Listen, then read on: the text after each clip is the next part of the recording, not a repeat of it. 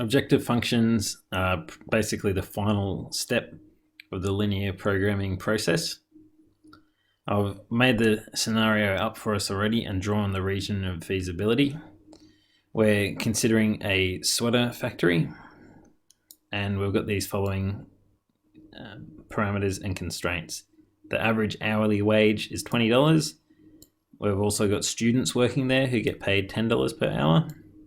However, the company can only afford $1,000 in total. And the number of hours that we give to adults or students can't be negative. So the graph that you see to the right is the result of defining variables A and S, creating our three constraints, one for the wages and the two to make sure that the hours can't be negative for the students or the adults. The next layer on top of this is creating an objective function. And the objective function we're going to make is one that will look at the total number of sweaters produced for each of the possible combinations of staff. We know that in this feasible region, with our $1,000, we could use any of these possible combinations of hours for adults and students. However, just looking at the graph, it doesn't tell us what they'll actually produce. The objective function is what's going to tell us what they can produce. The objective function is an equation which will calculate a new quantity, in our case the number of sweaters, by using the two graph variables, by using the number of hours for adult staff and the number of hours for student staff. We need one more piece of information. We know that a student can knit 5 sweaters in an hour, but an adult can knit 8 per hour. And we're going to construct an objective function for the total number of sweaters, n. I want an equation n equals that'll tell me the number of sweaters if I have A adult hours and S student hours.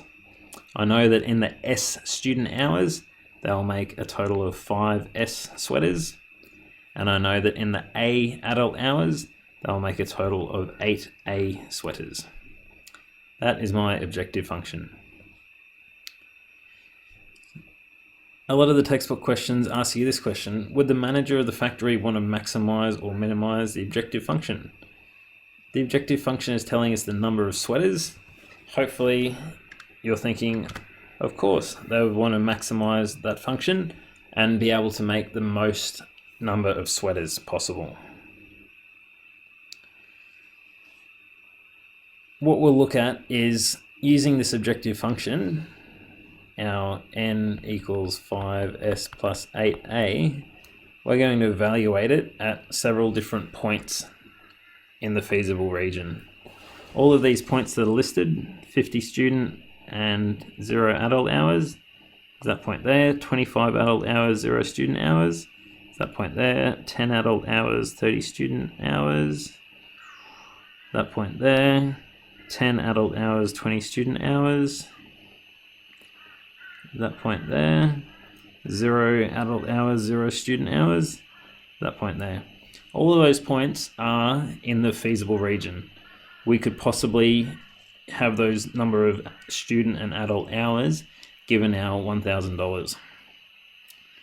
Our task is to evaluate the objective function at all of these points and see how many sweaters would be made with each of these different combinations. In the first example, 50 student hours and 0 adult hours, this is telling me that the S value is 50 and the A value is 0. I need to substitute those two values into my objective function. I'll replace S with 50 and I'll replace A with 0. I end up with 250 sweaters.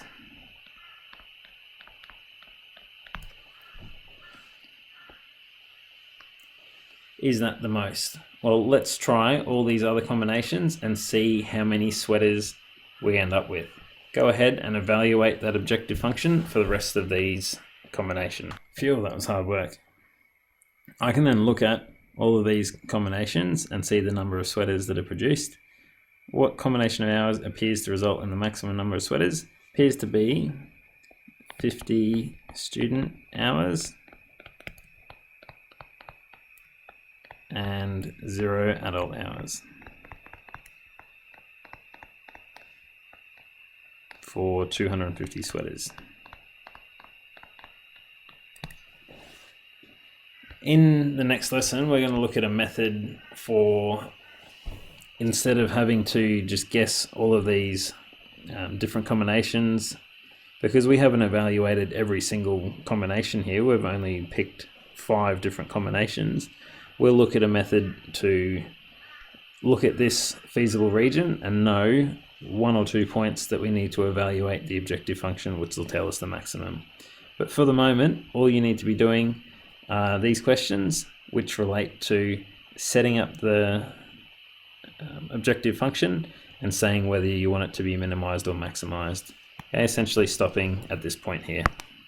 So have a go at these questions and good luck.